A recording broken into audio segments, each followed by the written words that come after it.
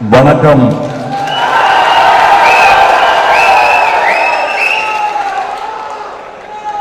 மீனவ சகோதரர்களுக்கும் ஏனைய சகோதரர்களுக்கும் எனது வணக்கம்.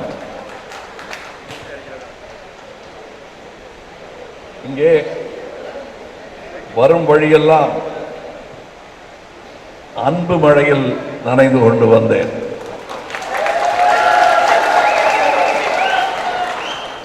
ஒரு குடை வள்ளல்கள் நனையாமல் என்னை பாதுகாத்தார்கள், அவர்களுக்கு நன்றி. ஆனாலும் அன்பில் நனையாமல் இருக்க முடியாது. அடைக்கும் தாழில்லா அந்த அன்பில் நனைந்து கொண்டே வருகிறேன். அது ஒரு புறம் இருக்க, அந்த சந்தோஷம் ஒரு புறம் இருக்க, வரும் வழியெல்லாம் நீர்க்குட்டைகளும் சாக்கடையும் குட்டையாக தேங்கி இருப்பதை பார்க்கிறேன்.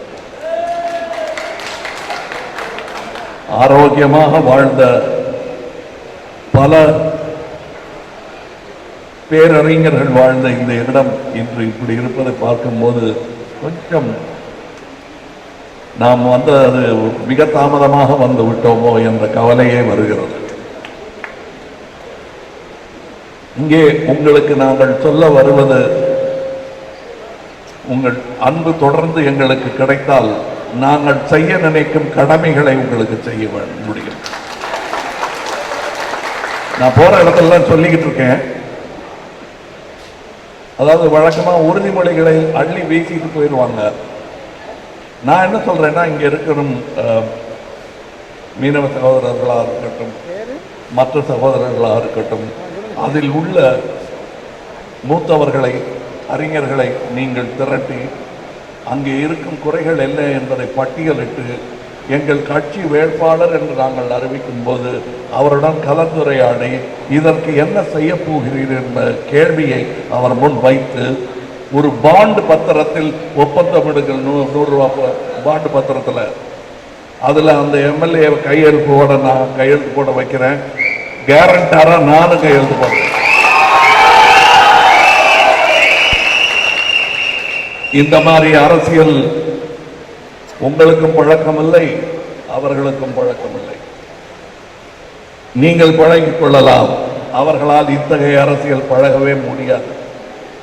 அதனால் அவர்கள் இந்த போட்டியில் இல்லை. அவங்க நினைச்சிட்டு இருக்காங்க வெற்றி என்பது விலை கொடுத்து வாங்கக்கூடியது என்று. வெற்றி என்பது நீங்கள் அடைப்பது என்பது அவர்களுக்கு புரிய வேண்டும். அதை நீங்கள் புரிய வையுங்கள். இம்முறையாவது அதை செய்யுங்கள். செய்தால் வரும் தலைமுறை உங்களை வாழ்த்தும். நம்ம வாழ்க்கை தான் இப்படியே போயிருக்க, வர்றவங்களும் அதே மாதிரி வாழ்ந்துட்டு போட்டுமே அப்படின்னு நினைச்சிடாதீங்க. அப்புறம் உங்க மரியாதை இருக்காது. நீங்கள் விட்டு செல்லும் சொத்து நல்ல சூழல் தான், அதை நீங்கள் விட்டு செல்ல வேண்டும். இங்கே இருக்கும் பல குறைகளை நாங்கள் தெரிந்தவரை, புரிந்தவரை அதற்கு மாற்று என்ன என்பதை பற்றி பேச ஆரம்பித்து விட்டோம்.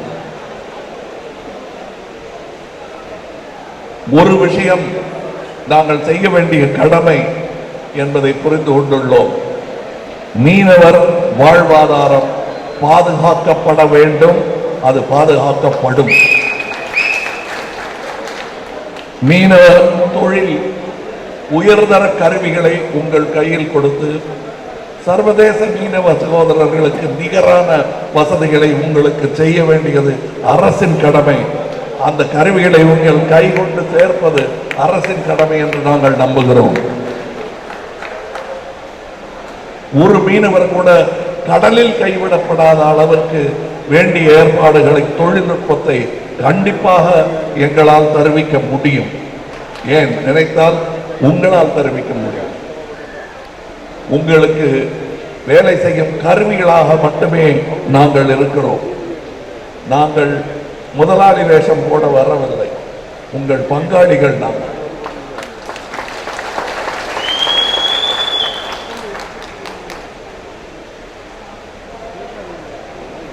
இங்கே இதுக்கு முன்னாடியே வந்திருக்கேன். நான் முதல் நாளா ஏறி ஓடி வந்தேன். இங்கே துப்பாக்கிச்சூடு நடக்கிறது என்று தெரிந்ததும் நான் ஓடி வந்தேன் இந்த வட்டாரத்தில். நான் வந்த பிறகும் நடந்தது. நான் இங்கே இருக்கும் போதே ஒரு புறம் நடந்தது தொடர்ந்து. அதையெல்லாம் பொருட்படுத்தாது இங்கே வந்தேன்.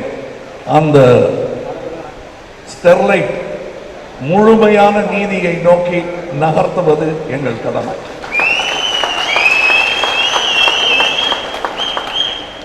இங்கே ஓட்டு கேட்கறதுக்கு மட்டும் வரல. நாங்கள் நல்ல எதிர்காலம் வேண்டுபவர்கள் அதை செய்தே ஆக வேண்டும் என்று நினைவுபடுத்த வந்தோம். அது மட்டுமல்ல, மீனவர் அணி ஒன்று துவங்க இருக்கிறோம். தகுதியானவர்கள் அதில் இருக்க வேண்டும் என்று நாங்கள் நினைக்கிறோம். ஆள் இருக்கு, இடம் இருக்கு, வந்திருக்கு.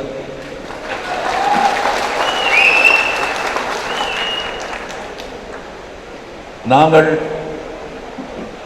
எனக்கு அதுவும் பலருக்கு இங்கே நம்பிக்கை இருக்கலாம். நம்பிக்கை இருப்பவர்கள், இல்லாதவர்கள், மாற்று தெய்வங்களை வணங்குபவர்கள், தன்னைத்தானே சுயமரியாதையுடன் வணங்கிக் கொள்பவர்கள், இவர்கள் எல்லோருமே எங்கள் கட்சியில் இருக்கிறார்கள். அனைவருக்குமே சம மரியாதை உண்டு. எங்களுக்கு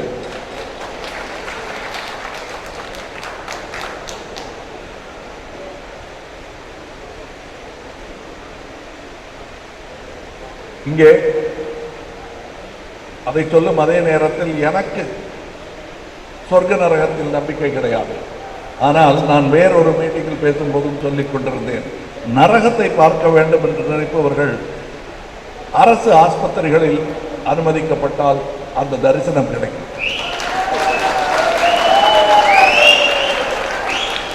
அதை மாற்றி அமைக்க வேண்டும்.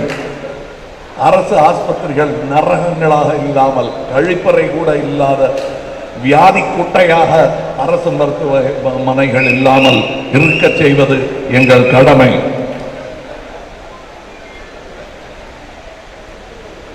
ஜெயராஜ், பெனிக்ஸ் போன்றவர்கள் லாக்அப் சாவுகள் ஏற்படாத வண்ணம் போலீஸ் துறையையே சீரமைப்பது எங்கள் கடமை, கொள்கை. அவர்களை மனிதனாக மதித்து அவர்கள் வேலை செய்யும் நேரத்தை, அளவை சரியானபடி வைத்திருந்தால் அவர்கள் மனிதர்களாகவே இருப்பார்கள் என்று நான் நம்புகிறேன். நம்மை போன்ற மனிதர்கள் தானே அவர்களும். அவங்களுக்கும் ஸ்ட்ரெஸ் இருக்கும். 18 மணி நேரம் வேலை பார்க்குற ஆள் சரியா சிந்திக்க முடியாது, அன்புடன் சிந்திக்க முடியாது. வீடு என்று ஒரு இடம் தேடி போவதற்கே அவங்களுக்கு நேரம் இல்லாத போது அவர்கள் மனதில் இருக்கும் மனிதம் கொஞ்சம் தூங்க போய் விடுவது சகஜம்தானே. அதுதான் நிகழ்ந்திருக்கிறது இந்த இடங்களில். அவர்கள் வாழ்வும் அந்த துறையும் சீரமைக்கப்பட வேண்டும். அதற்கான நிபுணர்கள் இருக்கிறார்கள். எங்கள் கூட்டத்தில் கவர்னன்ஸ் என்றால் ஆளுதல் என்பது மக்களை ஆளுதல் அல்ல, மக்கள் எங்களை ஆள்வது. குறைந்த அரசு பரிபாலனம் தான் சிறப்பான அரசு பரிபாலனம் என்று உலகம் நம்ப துவங்கிவிட்டது. எல்லா விஷயத்திலும் மூக்கை நுழைந்து அரசுகள் வாழ்வுக்கு இடையூறு செய்வது நல்ல அரசின் பணி அல்ல. அப்படிப்பட்ட ஒரு கெட்ட அரசியலாக இல்லாமல் நல்ல அரசியல் செய்ய வேண்டும் என்று நம்பிக்கொண்டு இங்கே வந்திருக்கிறோம். அரசை நல்லபடி நடத்த வேண்டும் என்ற கனவுடன் வந்த பல IAS ஆபீசர்கள் மனமுடிந்து போவாக்கட்டையில் கையை வைத்துக் கொண்டிருக்கிறார்கள். அல்லது எங்கள் சந்தோஷ் பாபு போல் இன்னும் பல வருடங்கள் வேலை பாக்கி இருந்த போதும் அதை உதறி தள்ளிவிட்டு மக்கள் சேவையில் இறங்கி இருக்கிறார்கள். அதற்கு சிறந்த இடமாக மக்கள் நீதி மையத்தை சேர்ந்து இங்கே வந்திருக்கிறார்கள். இது ஒரு சோறு பதம். இங்கே நிற்பவர்கள் அனைவருமே சாதனையாளர்கள். தான் செய்த சாதனையை பறைசாற்றுவதை விட இனி மக்களுக்காக செய்ய போகும் சேவைகளே தன் வாழ்நாள் சாதனையாக இருக்கும் என்று நம்புபவர்கள் இங்கே இருப்பவர்கள். இன்று பின்னணியில் நின்று கொண்டிருக்கிறார்கள். வெகு விரைவில் முன்னணிக்கு அவர்கள் வருவார்கள். அவர்களுடன் ஆன இன்று நான் உங்களுடன் பேசுகிறேன், நாளை நீங்கள் அவர்களுடன் பேச வேண்டும். எனக்கு சமையலுக்கு மெனு கொடுக்கிற மாதிரி இவங்க உங்ககிட்ட பேசிட்டு வந்து எனக்கு கொடுக்கிற மெனுவை வச்சுதான் நான் சமையலே ஆரம்பிக்கணும்.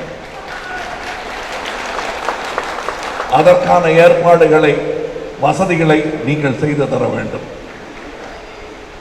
ஓட்டுக்கு காசு எனும் விஷயத்தை இனி நடக்காது என்பதை நீங்கள் அவர்களுக்கு புரிய வைக்க வேண்டும். பல இடங்கள் சொல்லிட்டு வரேன். புரிந்தவங்க பல பேர் இங்க இருப்பாங்க. புரியாத அளவுக்கு ஏழ்மை சிலரை இருளாய் மறைத்துக் கொண்டிருக்கும் பொழுது அவர்களுக்கு எடுத்து சொல்ல வேண்டிய கடமை உங்களுக்கும் உண்டு, எனக்கும் உண்டு. கொடுக்கப்படும் 5000மோ 3000மோ 2000மோ யார் வீட்டு காசு?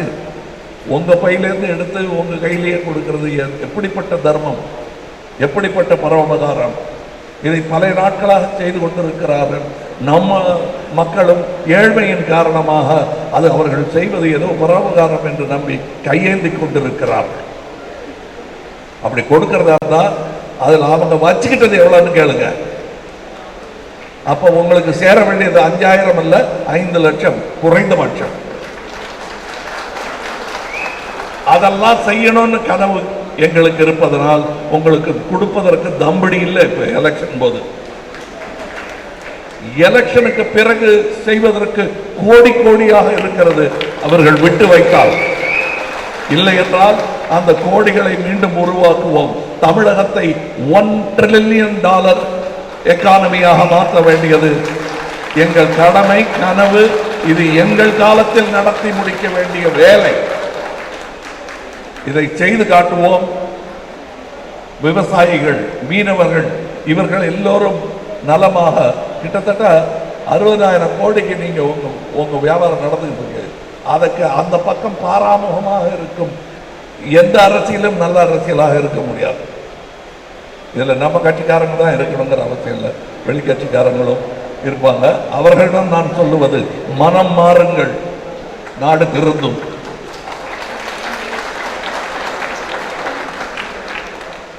மனம் திருந்தினால் நாடும் வீடும் திருந்தும். நீங்கள் அதை செய்யுங்கள். அப்ப நான் இல்லைன்னா வீணா போனவங்களா அப்படின்னு ஒருத்தர் விதண்டாவாதத்துக்காக கேட்கலாம். வீணா நீங்க போகல, போக வச்சுட்டாங்க. அது செய்தவர்கள் ரொம்ப பேர் இல்லை, 7.5 கோடி பேரை 234 பேர் வீணா போட்டு இருக்காங்க. அந்த 234 காலி பண்ணணும். அப்பத்தான் நம்ம வாழ்க்கை சீராகும். அதை செய்வதற்கான ஒரு கூட்டம் கிளம்பி விட்டது. இதோ பாருங்கள், இங்கே நிற்கிறார்கள் அவர். அந்த கூட்டத்துடன் இந்த கூட்டமும் சேர வேண்டும். இந்த கூட்டம் இங்கே கைத்தட்டி விசில் அடித்து விட்டு வீட்டுக்கு போய் சாப்பிட்டு தூங்கிடக்கூடாது. இந்த செய்தியை உங்கள் நண்பர்களுக்கு, மனம் திருந்தா நண்பர்களுக்கு சொல்லி புரிய வையுங்கள். Convert them toward constructive future. நல்ல எதிர்காலத்தை நோக்கி அவர்கள் மனம் திருந்த செய்யுங்கள். அது செய்ய முடியும் உங்களால். அதை செய்யுங்கள். இன்று நீங்கள் எனக்கு கொடுக்கும் வாக்குறுதி அதுதான். 2 வாக்குறுதிகள். ஓட்டுக்கு பணம் வாங்க மாட்டேங்கிறத இன்னைக்கு எடுத்திருக்கீங்க வாக்குறுதிகள். இந்த செய்தியை மற்றவர்களிடம் நான் பரப்புவேன், பரப்புரையாற்றுவேன் என்று எங்கள் கட்சியின் பரப்புரையாளர்களாக மாறுங்கள் ஒவ்வொரு தொண்டரும். அப்படி செய்தால் மாற்றம் வந்தே தீரும். இவங்க விளையாடுற விளையாட்டெல்லாம் சிறிய விழுக்காடு வித்தியாசத்தில் விளையாடி கொண்டிருக்கிறார்கள். பெரிய வீழ்ச்சியை இவர்களுக்கு செய்து காட்ட வேண்டும். அவர்களுடைய வீழ்ச்சி சத்தம் கேட்கணும். நாடெங்கிலும் அந்த பொத்தக்கட்டின்னு சொல்லுவாங்கல்ல, அந்த சத்தம் கேட்கணும். அந்த சத்தத்தை கேட்க வைப்பது உங்கள் கையில் தான் இருக்கிறது. அந்த புஷ், உங்கள் தள்ளு எப்படி இருக்கிறது என்பதை பற்றி தான். அது அந்த ஓட்டு போடும்போது நல்லா அழுத்தி சந்தேகமே இல்லாமல் ஒரு இடத்துக்கு போடுது. ஏன் ஒரு இடம்னு சொல்றாருன்னா, எங்களுக்கு இடம் இல்லாமல் செய்வதற்கான எல்லா சூழ்ச்சிகளும் நடந்திருக்கின்றன.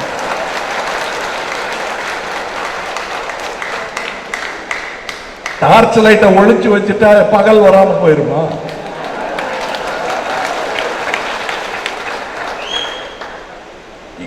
எங்களுக்கு எங்க கூட்டத்தில் நிறைய அறிவாளிகள் இருக்காரு. அந்த அறிவு ஒளி போதும் எங்களுக்கு. நான் ஏன் இந்த சின்னத்தை சொல்றேன்னா, இப்பதான் கொடுப்பாங்க, இன்னும் கொஞ்ச நாள்ல தாமதப்படுத்தி அலைவட்டு கொடுப்பாங்க.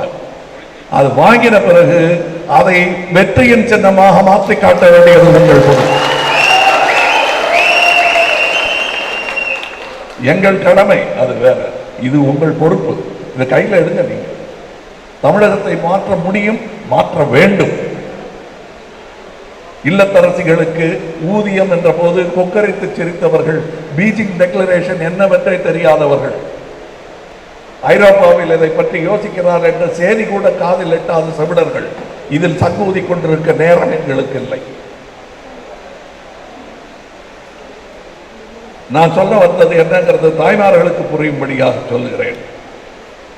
ஒரு வீட்டின் இல்லத்தரசி, தாய், மனைவி, தங்கை, அக்காள், எந்த வயது பெண்மணியாக இருந்தாலும் அந்த 4 வகை பெண்களும், பேரிளம் பெண்ணின் வரை சேர்த்து சொல்லுகிறேன், அவர்கள் எல்லோருமே ஒரு வீட்டை காப்பதில், நாட்டின் பொருளாதாரத்தில் பெரும் பங்குடைய பங்காளிகள் அவர்கள். அதிக வசதி இல்லாத வீட்டில் சமயக்காரரும் அவர்தான். பிள்ளைகளுக்கு ஸ்கூலுக்கு போயிட்டு வந்தா டியூஷன் டீச்சரும் அவங்க தான். புருஷனுக்கு கணக்கு பிள்ளையும் அவங்க தான். குழந்தைகளுக்கு தாயும், கணவனுக்கு மனைவியும். எத்தனை வேலைகள் அவர்களுக்கு, வேலை பழு. அதில் வெளியே போயிட்டு வந்து சோர்வாக வேர்வையாக நனைந்த துணியை கலட்டி போட்டால் அந்த லாண்ட்ரி வேலை பண்ணுறது இவங்க தான். இதுக்கெல்லாம் நீங்கள் சம்பளம் ஒதுக்கினீங்கன்னா வீட்டு ஐயாவை விட அம்மாவுக்கு தான் ஜாஸ்தி சம்பளம் வரும். அந்த மரியாதையை நீங்களும் கொடுக்க வேண்டும், உங்கள் இல்லத்தரசிகளுக்கு அரசும் கொடுக்கும். அப்படிப்பட்ட அரசு வரவிருக்கிறது, அதை வர விடுங்க.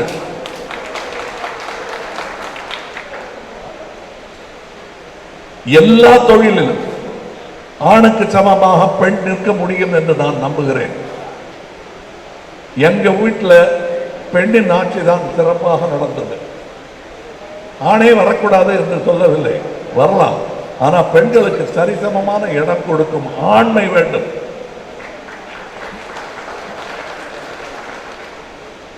ஏன்னா நாம காலையில் பல் துளைக்க ஏதோ நான்லாம் வந்து என் முகம் துடைக்க டவல்லாம் யூஸ் பண்ணவே மாட்டேன். எங்க அம்மா முந்தானே தான் எனக்கு முகம் துடைக்கும் தொடி. சில நேரம் கல்யாண காரியம்னு புறப்படுறதுக்கு பட்டுப்புடவை கட்டிட்டு இருப்பாங்க, அதுல போய் தொடச்சிடுவேன் நான். வஞ்சிட்டு ஆனா தொடக்காதேன்னு சொல்ல மாட்டாங்க. அந்த முந்தானை முடிச்சில் இருந்து வளர்ந்த குழந்தை தான், கங்காரு குட்டி மாதிரி அந்த முந்தானை முடிச்சில் உட்கார்ந்துருந்தவங்க தான். நான் மட்டுமல்ல, நீங்க அனைவருமே. அதனால் பெண்ணுக்கு சம உரிமை கொடுக்க தயங்காதீர்கள். அது உங்கள் வாழ்க்கையை மேம்படுத்தத்தான் செய்யுமே தவிர உங்கள் கௌரவத்தை எந்த விதத்திலும் குறைக்காது. இதை பல சித்தாந்தங்கள், பல பக்தி மார்க்கங்கள் உங்களுக்கு பல வகையான கதைகள் மூலமாக சொல்லி இருக்கிறது. அதையே தான் மீண்டும் சொல்லுகிறேன். அறிவுக்கு வெவ்வேறு கோணங்களில் பார்த்தால் அறிவு அறிவுதான். என் கோணத்தில் பார்த்தாலும் நான் சொல்லும் செய்தியும் கிட்டத்தட்ட அதுதான்.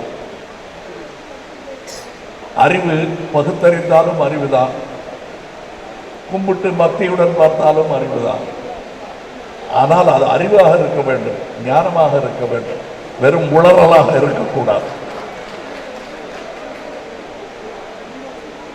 நீங்கள் என்ன ஜாதி என்று கேட்க விருப்பப்படாத, கேட்காத கட்சி மக்கள் நீதி மய்யம். இது ஏதோ எலெக்ஷன் ஜோரத்தில் வர்ற பினாத்தல் அல்ல. கேட்டு பாருங்கள் எங்கள் நற்பணி இயக்கத்து தோழர்களை. எனக்கு பல பேர் அவங்க பேர் சொல்லினாத்தான் எனக்கு தெரியும், ஓஹோ இவர் கிறிஸ்துவராக இருக்கக்கூடும், இவர் இஸ்லாமியராக இருக்கக்கூடும், இவர் இந்துவாக இருக்கக்கூடும் என்பதெல்லாம் பேரினால் எனக்கு தெரியுமே தவிர மற்றபடி அவர்களிடம் நான் கேட்டதே கிடையாது. எங்கள் தோள் உரசல் கொஞ்சமும் குறைந்தது கிடையாது, எங்கள் அரவணைப்பு கொஞ்சமும் குறைந்தது கிடையாது. இப்போ கோவிட் காலத்தில் இவங்களெல்லாம் கட்டி அணைக்க முடியல, என்னால் கொஞ்சம் தள்ளி இருக்கிறோம். ஆனால் எங்கள் கட்சியில் முதல் மரியாதையை கட்டி அணைப்பதுதான்.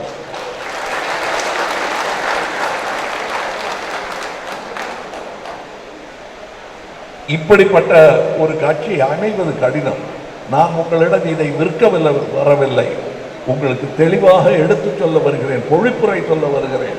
இந்த மாதிரி கவிதை வாய்க்காது, வரி வரியாக வந்து விழுந்திருக்கிறது. இங்கே அவர்கள் எல்லோரும் வந்து சேர்ந்திருக்கிறார்கள், ஒரே எண்ணத்துடன் குழுமி இருக்கிறார்கள். இந்த கூட்டத்தை வெல்ல விடுங்கள், நல்லதே நடக்கும்.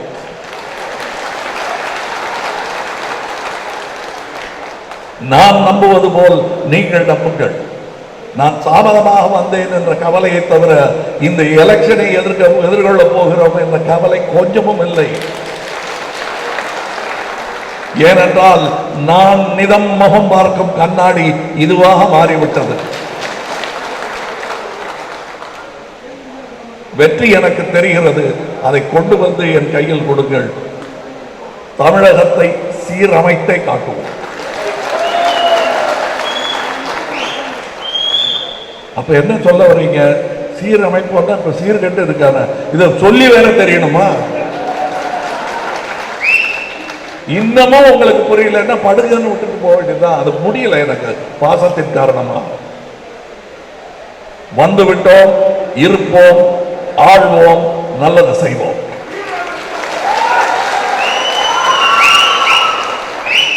அதை கூடிய சீக்கிரம் செய்ய விடுங்க, ரொம்ப நாள் காக்க வைக்காது. பாருங்க தாடி கலர் என்னவா இருக்கு.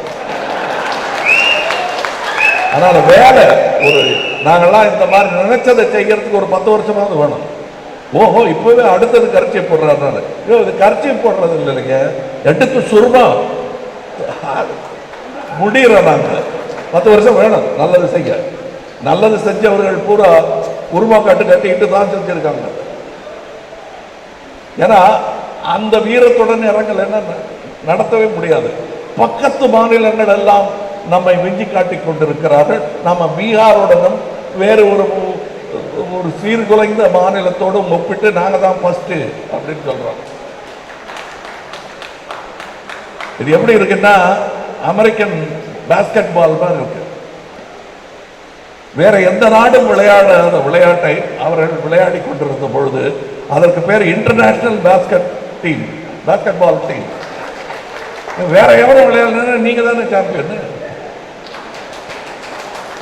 அந்த மாதிரி இருக்கு. இப்ப சொல்லிக்கிறது இந்தியாவில் சிறந்த ஒரு மாநிலமாக இருக்கும் தமிழகத்தை இவர்கள் எல்லாம் வேண்டும் என்றே குறை சொல்லுகிறார்கள். எங்களுக்கு பல தேவைகள் இருக்கிறது, அவையெல்லாம் வேண்டும் என்பதற்காக இந்த குறைகளை சொல்லுகிறோம். நீங்களும் சொல்லுகிறீர்கள், அதற்காகத்தான் சொன்னேன். இவர்கள் வருவார்கள், எங்கள் கேண்டிடேட்ஸ் உங்களிடம் வருவார்கள், அவர்கள் உங்களிடம் இருந்து செய்தி திரட்டுவார்கள், என்னென்ன செய்ய வேண்டும் என்று பட்டியலிட்டுக் கொண்டு தொடர்ந்து எங்களால் இயன்றவரை எல்லாவற்றையும் செய்து இந்த ஒரு ஆட்சி காலத்துக்குள் அதை செய்து முடித்து காட்ட வேண்டும் என்பதுதான் எங்கள் சூளுரை. உரைத்து விட்டோம். இன்னும் செல்ல வேண்டிய இடங்களும் தூரமும் நிறைய இருக்கிறது. மீண்டும் வருவேன். வாழ்த்தி அனுப்புங்கள். வெற்றியுடன் வருகிறேன்.